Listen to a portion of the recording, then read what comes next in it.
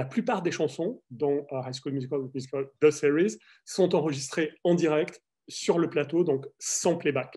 Donc à la fin du second épisode, on retrouve un personnage secondaire qui s'appelle Ashley dans la série, dans l'auditorium du lycée, et sa chanson, à ce moment-là, évoque les rêves perdus d'une femme qui doit renoncer à sa carrière d'actrice pour devenir enseignante.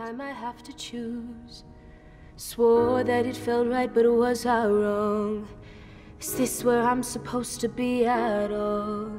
Et donc, si cette interprétation en solo est si émouvante, je pense que c'est en raison évidemment de cette technique particulière d'enregistrement du son, de la voix, et aussi parce qu'on va passer en cours d'interprétation du parler-chanter des couplets au début à un chant extrêmement puissant en fin d'interprétation, tandis que l'image, en fait, paraît vraiment suivre la musique. C'est notamment les coups du montage qui sont strictement coordonnés au tempo de la chanson.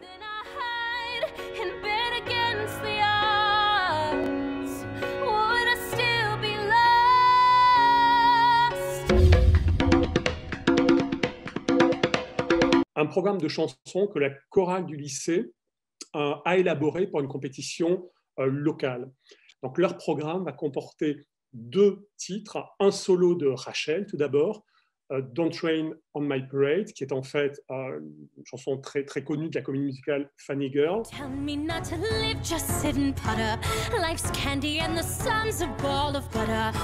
Et une fois Rachel rejointe sur scène par ses camarades, ils vont tous chanter You Can't Always Get What You Want des Rolling Stones.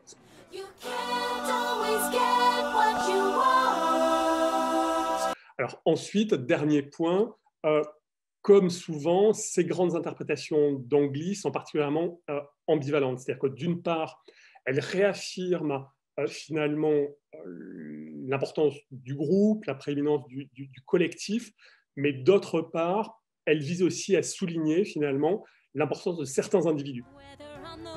Of sheer perfection, a freckle on the nose of life's complexion, the cinder or the shiny apple of its eye.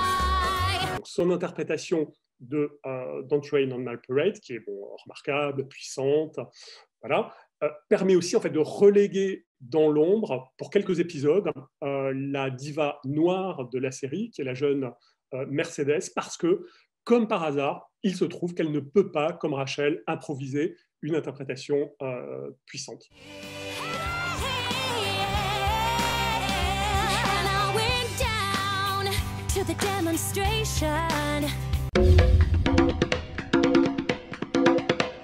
Dans cet épisode-là, donc l'un des personnages, donc une adolescente, vient d'apprendre la séparation de ses parents, et donc sans transition, donc on va la retrouver dans un studio de danse où elle répète en compagnie de 2 danseuses une chorégraphie qui est extrêmement énergique, assez rageuse, et qui met en fait en avant l'expressivité de cette interprète.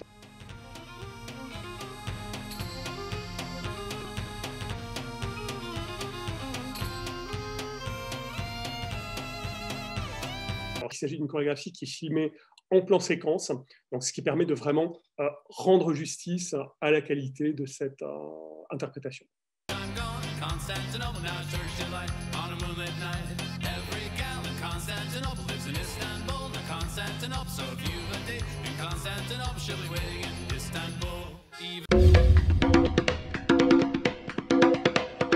La deuxième saison de Pose, de la série Pose de Ryan Murphy, qui est en fait tout entier consacré à la mort d'un personnage qui était pourtant très apprécié par les fans de la série, qui s'appelle Miss Candy. I deserve a chance like everybody else. Miss Lomnako, were you raised on a farm?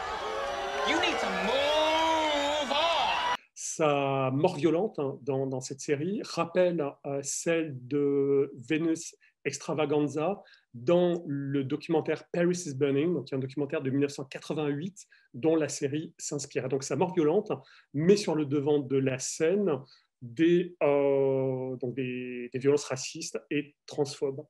Mais à la fin de l'épisode, donc Ryan Murphy et son équipe décident de s'inspirer d'un film de 1979 de Bob Fosse, All That Jazz, pour mettre en scène le retour de Miss Candy qui revient littéralement d'entre les morts. Alors pour cela, il va chanter une reprise de Stephanie Mills, Never Knew Love Like This Before, donc dans un dispositif de mise en scène qui rend vraiment ce moment totalement inoubliable